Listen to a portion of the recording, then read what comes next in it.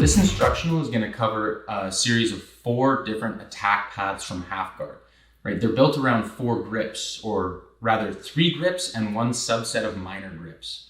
If I borrow Zane here, as a brief overview, as a default path or a critical path, we're going to be exploring the underhook, right? We're going to get into taking the back, sweeping, and entering the legs from here. In other scenarios, we're going to be learning about a subset of grips. So not actually a specific grip, but a neutral set of attacks that we can hit on our partner. As well, we're going to explore the cross arm drag. Attacks from here, again, include sweeps and leg entries. And finally, the star of the show, the knee crunch. We're going to be exploring how to get onto our partner's legs from the half guard knee crunch position. So those are the 4 general grips we're going to be looking at. Before we get started, I just want to show you guys a couple of things that the top player may be looking for. So things that we want to avoid from the bottom. First and foremost, we want to avoid having our knees smashed together. Once our knees are smashed together, our opponent can start building up into dominant position. It's no good. We need to make sure our half guard stays nice and strong. We'll explore how to do this in a little bit. As well, our opponents will be looking to get inside of our knees and get chest to chest. All right, from these chest to chest scenarios, they may be looking for head and arm. They may be looking for a near side underhook, or they may be looking for some sort of body lock. Okay, none of these are good for us on the bottom. As well, we need to be aware of submission threats that can come from overextension, right? Your opponents may be looking for you to separate your elbow and knee, and all of a sudden, they have attacks on your neck.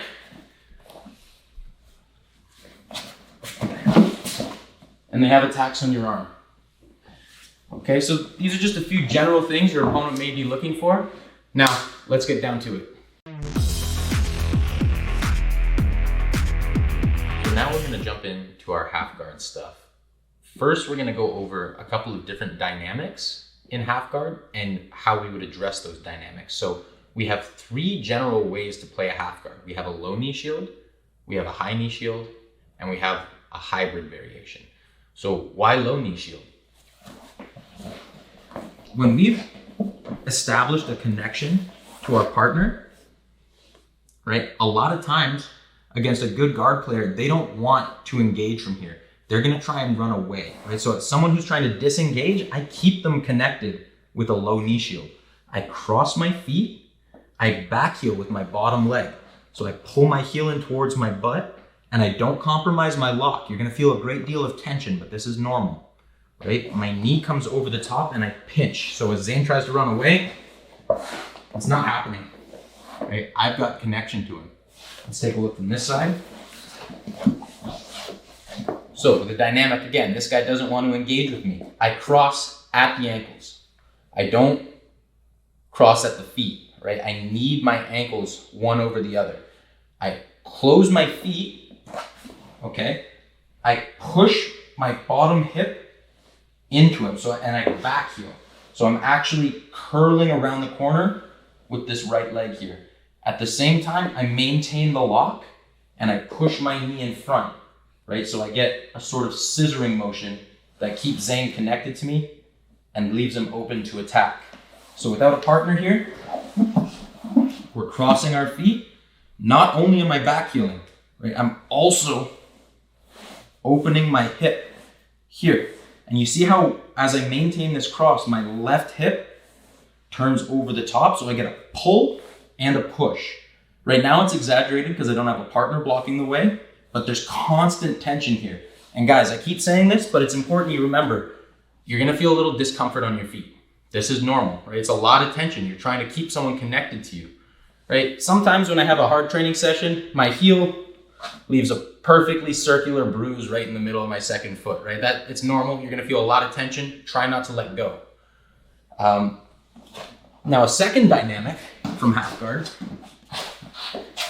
would be that the top player does want to engage from here, right? He's doing things like collapsing my knees together, fighting me for inside position, making my life really, really difficult in general. Now, this is not someone that you can play low knee shield against, at least not effectively. Here we need to transition to a high knee shield, where my bottom leg keeps control of his foot here. Can you step this one up? See, I keep control of his shin here with my shoelaces. My knee points at the floor. Right? Because I know Zane wants to collapse me with his shoulder line, I open my knee inside his shoulder and my foot takes a grip on his lat. So my instep is actually contouring to his lat. And from here, my elbow stays inside my knee. So as Zane goes to collapse me, right, he's just working into frames. It's not gonna work, right? But the issue with this position here is if Zane is that guy who doesn't want to engage with me, he wants to run away, it's very easy for him to pull back or to come up into reverse de Hiva, that sort of thing. So I need to play these two dynamics off of each other because the dynamic can change mid-match. Maybe at first he's like, oh, I don't want to engage with you, so I'm keeping connected, I'm grabbing at him. He realizes he's not getting out, he switches off to a more pressure style, he starts collapsing me, I switch off to my high knee shield. Now I mentioned a third orientation here, and that's our hybrid orientation. So when I come to Zane's collar, so long as I can keep my knee inside of my elbow, I can start to drop back to a lower knee shield, right? Because I've compromised his posture, I'm controlling his shoulder line, he is gonna have a difficult time either smashing or running. And this is a very offensive place that we can play from. So we have low knee shield, high knee shield, and our hybrid here. I'm gonna turn Zane around so you guys can see what I'm doing with my shoelaces on that hybrid orientation. So again, low, high, hybrid. You guys see how I'm hooking under his butt? I'm keeping his weight coming forward into me, making it difficult for him to run away from me. At the same time, my knee is able to frame and I'm able to control his posture by the weight of my leg staying on the outside of my elbow here. Just like that. 1, 2, 3.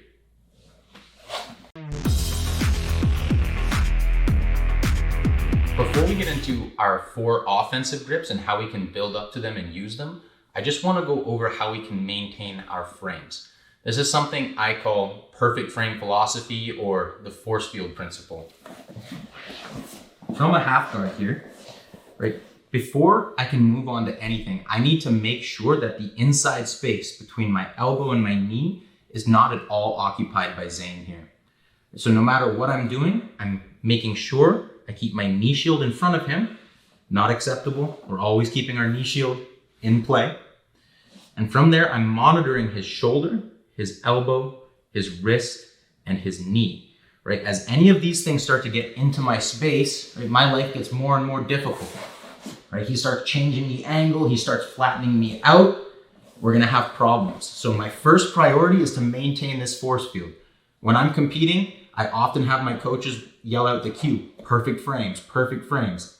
I get centered, I stop thinking about offense, and I build my frames back up by either posting shoulder, posting elbow. If I need to move down to the wrist, I move down here and cover his elbow with my second hand.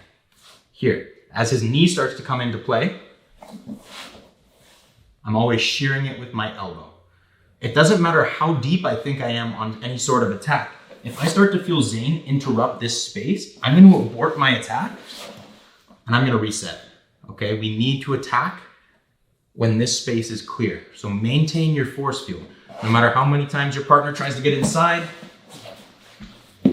we're using grip fighting techniques to start to set up, or to start to maintain our space and set up our offense. Maintain the space and go to offense from there.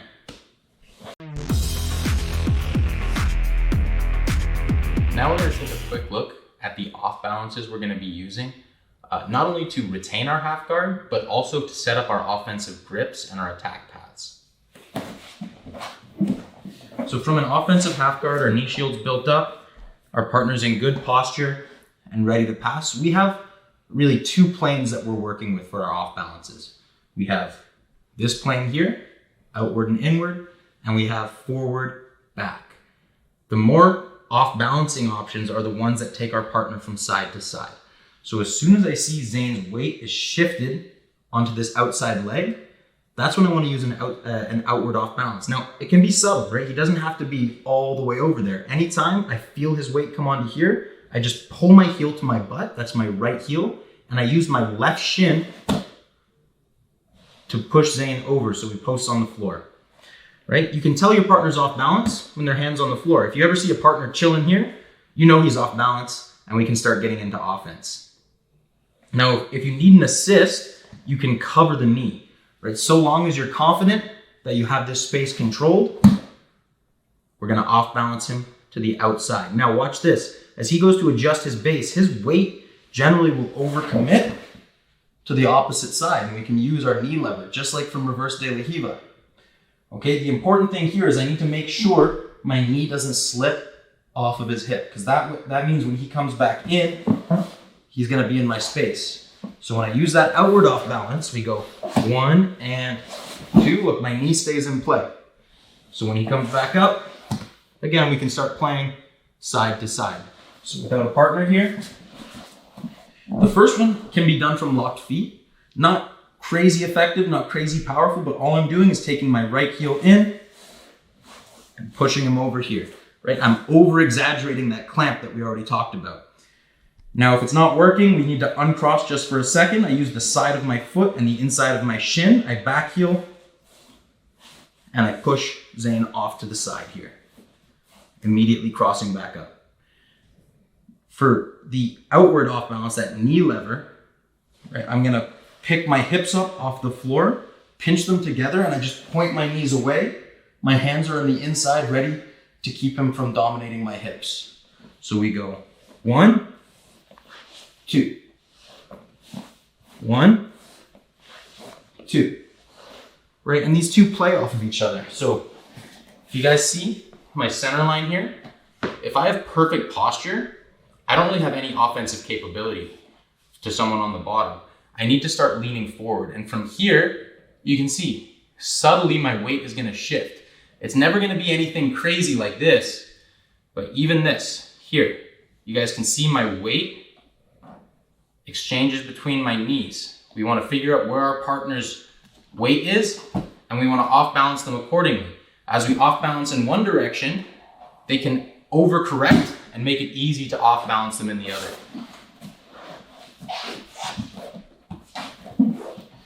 We have our force field maintained. 1, 2. 1, 2. You guys see, eventually, we can learn how to build up into our attacks from here. Now, against an opponent who's maintaining really, really high posture here, right? It's not working. Not to worry, this isn't an opponent you have to worry too much about, right? He is hanging back either because he's tired, because he's nervous, he's waiting for an opening, whatever it may be. He's not committed into you, which makes those two off balances a little bit ineffective. From here, I like to keep my elbow tight, right? We never reach up without some sort of connection between our elbow and our leg, right? We don't want to get Darce choked, right? So I keep my elbow inside of my leg, and I like to push him in the chest. And look, I just take my elbow, my second elbow under my ribs, and I sit forward. I just push him over, right? I've had instances where people just comply, and you can just push them over. In competition, I've had people comply with that. It's not likely, but it's gonna force them to come forward, which takes us to our final off balance. 1, as he comes forward, we can use that collar tie to break him down to the floor. So we have 1, 2, 3, 4. And you guys notice with number 4, just like we talked about before, I also bring his weight forward by using my shoelaces under his butt in conjunction with the collar tie. So again, 4 directions of off balance.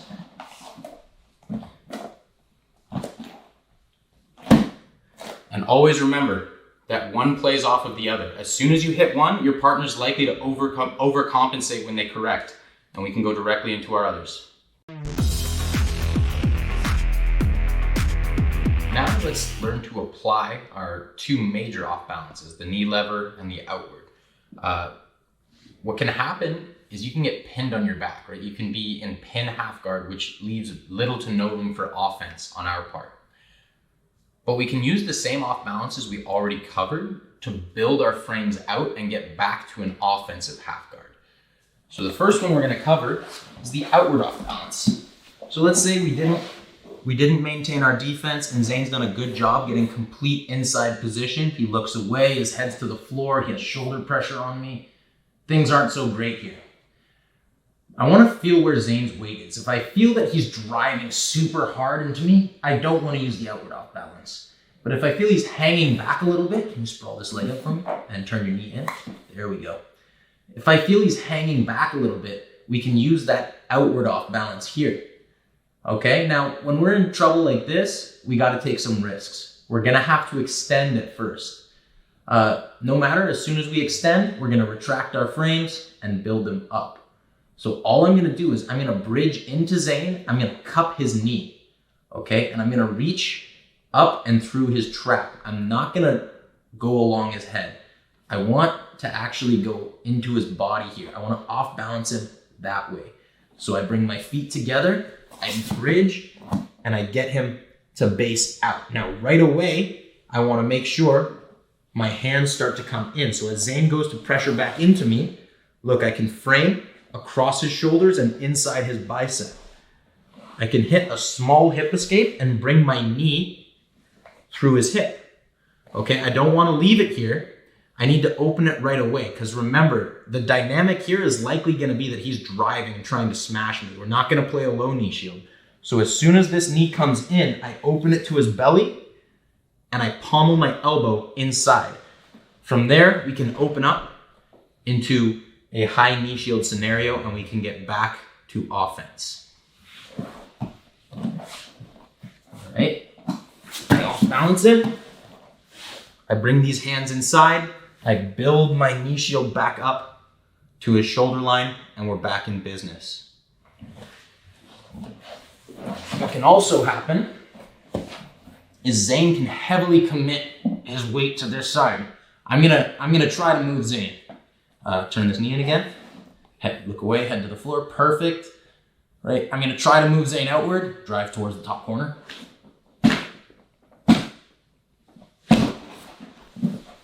Right, we're gonna have to use that knee lever instead of the bridge. Now, against someone who's inexperienced, you may score a sweep. In general, we're probably not going to if our partner is any good. But again, we're playing one direction off of the other. I'm committing to one direction, he's driving against it. My feet come together outside of his knee. My feet come together, I pinch, I raise my hips. I block his elbow as best as I can, and I start to turn away. He's gonna open his base up. Look, I bring my one hand in, I bring the back of my hand between his cross-face arm and my face. So when we go to adjust, see, I can push him away. And from here, guys, it's more of the same. We build that knee in, we take our elbow under, and we're back in business. It's not working.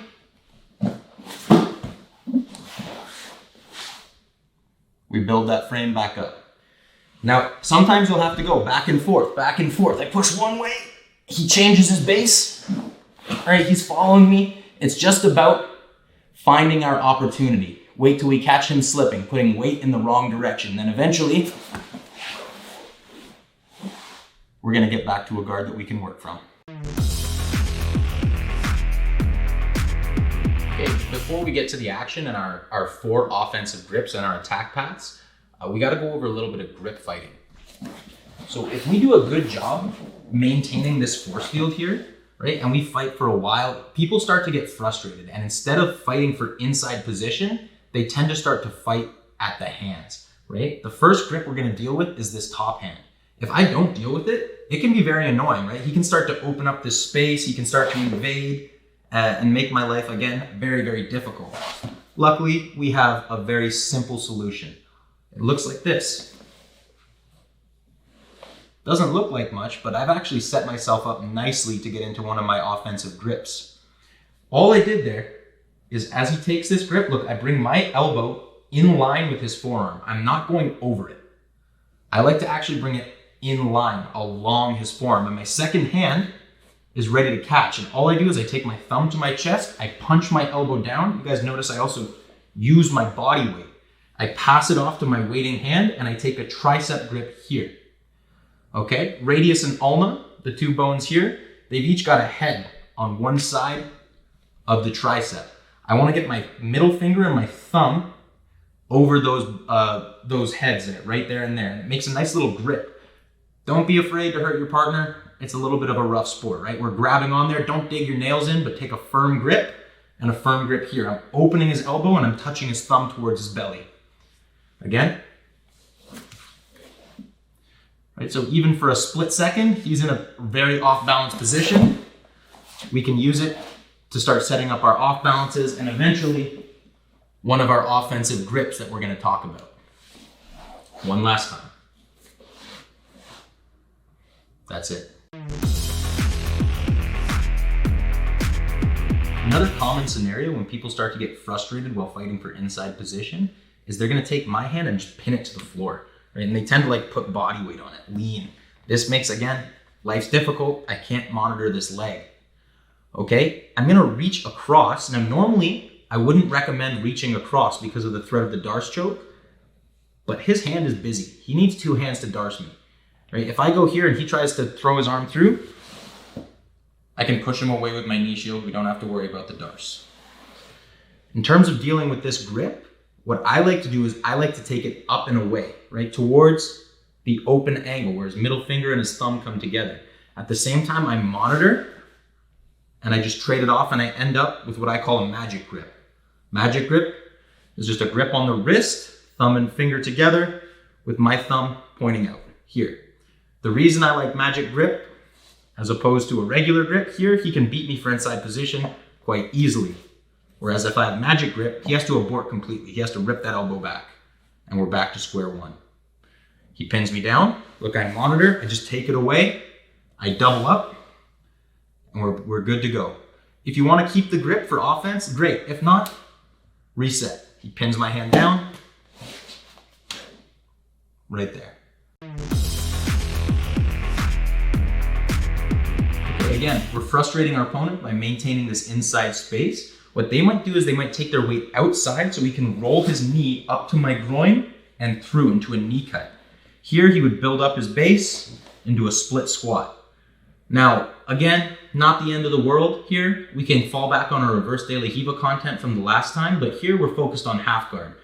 And generally, we like to push our opponent into places they don't want to be. And clearly, he didn't want to be in my half guard. So all I need to do is I need to get a grip on the teardrop on his quad, right? That muscle right there. I just cover it with my hand. I extend Zane away. I'm gonna parry his knee to the side as I knee lever and turn onto my shoulder. See how I just ripped him right back into my half guard?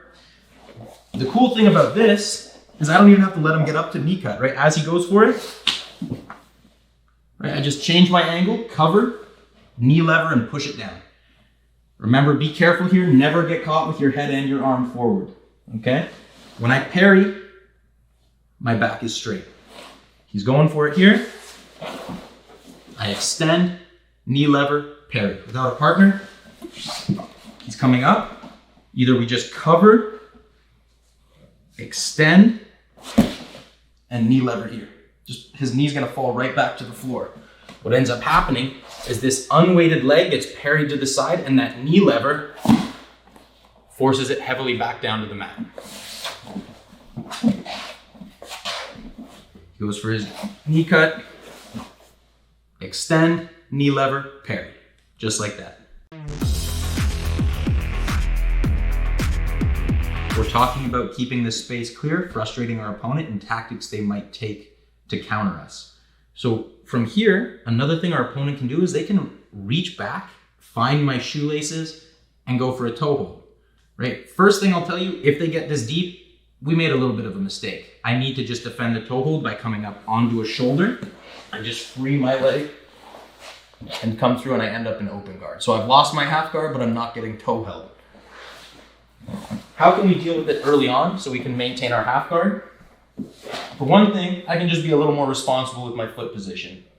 But as matches get deeper and deeper, we tend to get a little lazier. Look, he goes for his toe hold. All I'm gonna do is use my shoelaces. You can go ahead and make a nice strong grip.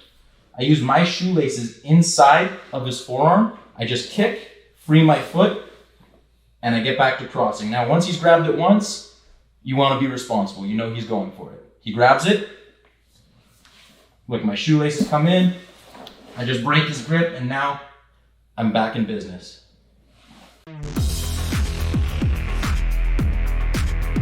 All right, so we're exploring grip fighting, and here's another common tactic our opponent might take against a high knee shield. Right, if he does it properly, his knee comes in front of mine, his shoelaces go inside my leg. From here, he puts my top leg on a shelf, he sits straight back, and look, he pulls my knee away from my chest, and he's looking for my heel. I'm in trouble here. So this requires some negligence on my part. I should never let him get his shoelaces inside, right? If he does, that's on me. That's my fault, right? I wasn't behaving appropriately. Here, in general, you go ahead and put it back on. In general, what I'll do is I'll just always try to make space and put my own butterfly hook on, because now it's just not available for him to leg lock. From here, we're not really playing half guard anymore, but at least we're not getting leg locked. Now, assuming I do a good job of keeping this space clear, what can happen sometimes is players will try and just sit back on the leg anyways, even without inside position here, right? They just sit back like that, exactly. So I'll show you from another angle in a second, but what I'm doing with my primary leg is I'm pointing my toe like a ballerina, and I'm turning my knee out and my heel in, just to make it hard for him to grab. Okay, all I need to do is get my hip under his leg, and look, I can hoist his leg or his heel away from his butt. And from here, I actually have the stronger heel hook. I just reap over the top. Right, we go toes down, heel up, head post, toe post. We end up in our front side breaking position here. So let's look at what I did with my leg. So I'm doing a good job. I'm never letting Zane inside here. He decides he's gonna go for a leg lock anyways, but I'm just pointing my toes and hiding my heel around the corner.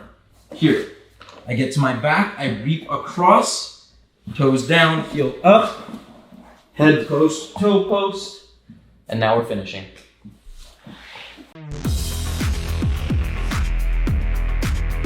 Let's now talk about a very dangerous grip we have to know how to counter, the scoop grip. Right? If Zane scoops my knee shield leg and I don't do anything, I allow him to take my knee upward, it opens me into immediate submissions. If Zane takes his leg across, right, all of a sudden, I went from playing my favorite offensive position to having my leg cranked on.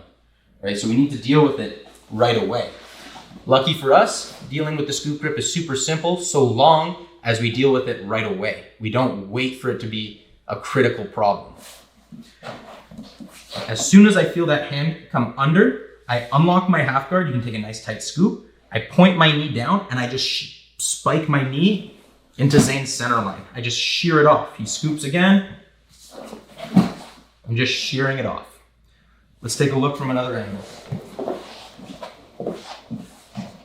He scoops and he breaks the lock of my legs. Make sure you never let his shoulder get under your knee. Then you've got problems. So we frame. I take my knee inside and look, I just spike towards the center line, extend, and cross up again. He scoops. I don't let him elevate. I'm just shearing it off. With my hands, I'm just maintaining that defense we were talking about before. Inside the arms, inside the knee, wherever we need to be to protect ourselves. That's it. So this one is more of an aggressive tactic. I use it a lot against cagey opponents who I'm playing a low knee shield on, right? I'm drawing them into me and I'm maintaining inside space enough that I can open my hand to build up to some sort of collar tie. But you'll notice I never reach for his collar. Here, if Zane passes my hand across, it's very easy for him to scoop an underhook. And now, instead of attacking, I have to be focused on retention. We don't like that. So I get inside position, my elbow stays inside my knee, and I take his collar and I like to cross my feet again from here.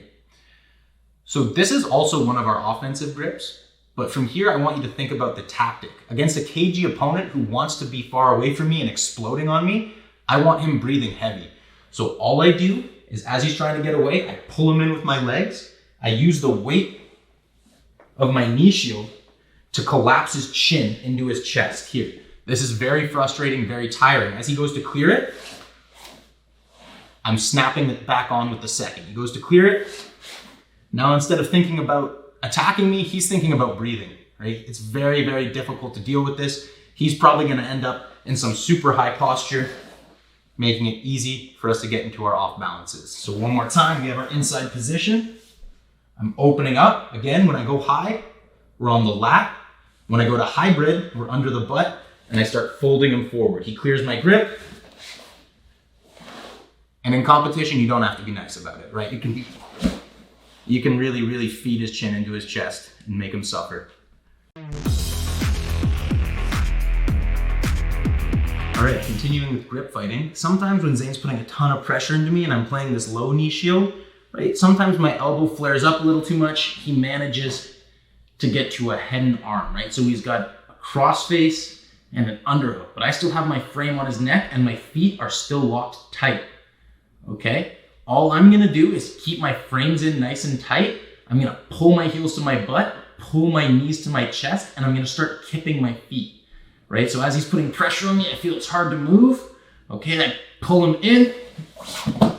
I just start kipping and building my frames out, right? From here, depending on what happens, we can get directly into some attacks, or he's just gonna settle back into our half guard, and we're back to playing our frames. Okay, let's look at it from a different angle. So I'm here, Zane gets a little close, I make sure to keep my feet locked. You're gonna really wanna let go, it's gonna be a lot of pressure, but hold on tight. Okay, he's gonna put a ton of pressure down on me. I have one frame across his neck, my elbow's inside of his hip. I'm gonna start framing him in this direction, pull my heels to my butt, my knees to my chest, and I start to kick. All together, make sure you're nice and heavy on me. Right, he has to base out and I can build my frames. So kipping, right, it's not too hard, right? Just make sure your legs aren't limp, right? You're not gonna be able to move your hips if your feet are limp. You need your feet rigid, right? You just go knees up, feet out, and immediately pull back, and watch, my hips are gonna bump off the mat. Right, just. But we're doing it with locked feet, hooked on, we frame up, we pull, we get inverted, and we just kip our partner overhead, and then we frame up. Okay, so we have another cagey opponent in our guard here, but he's cagey in a different way. He's realized I'm not gonna let him back away from me. So he decides he wants to stay low and start walking my knees away from my chest, doing annoying stuff like this. Now, I don't consider this to be a super effective guard pass. I do consider it to be very annoying, right? And it kills time, it kills my momentum. We can't have this. So as my partner's doing this, you're pretty deep right now, I'm gonna have you come back a step. As I realize my partner's trying to back my knees away from my chest and bring them together, I wanna monitor this hand, right? Because I don't want him to get both hands under my leg. So I go to monitor this hand, and as he goes to pin my legs together, look, I like to take a collar tie here. And so long as he doesn't make a connection with this hand, right? If he does, my main priority is dealing with it, taking it off. But from here, my collar tie can act as a frame. I'm gonna build up to an elbow, okay? I'm gonna extract my bottom leg and step on his knee here. See how my instep goes to his knee? Because this guy's trying to sprawl out and go back, so I kick this back and retract my leg one more time. And now I'm in a pretty athletic position to heist up and snap Zane's hands to the floor and pass him off into front headlock. Right, from front headlock, you guys know we have all sorts of arm in, arm out attacks. Right, we can also start using go behinds to take our partners back. Let's see that one more time. So he shows me what he's doing, right? He's trying to take my knees away. It's pretty annoying. I'm trying to bring my heels back to my chest, build up inside. It's not working out. He's just harassing me here nonstop, not letting me play half guard. I prevent connection with the second hand. I take my collar tie and I start to open him up, right? I just start to off center his head. I come up to my elbow. I post on his foot and retract. Or sorry, post my foot on his knee, and retract. And from here, look, my foot comes to the floor. I hip heist. I move back and use that collar tie to pull Zane's hands to the mat. I pass off to a front headlock. From here, we can stretch our partner out, get into whatever go behind or submission we want to do. All right, so that's all the grip fighting we're gonna learn here. Let's put it all together. So remember, at first, your opponent's probably gonna be simply trying to get inside of your knees and your arms, right? So we just take care of this by monitoring the knee, elbow, and shoulder. From there, when he starts to get frustrated, he's gonna use a variety of different hand fighting strategies that we know how to counter. It might look something like this.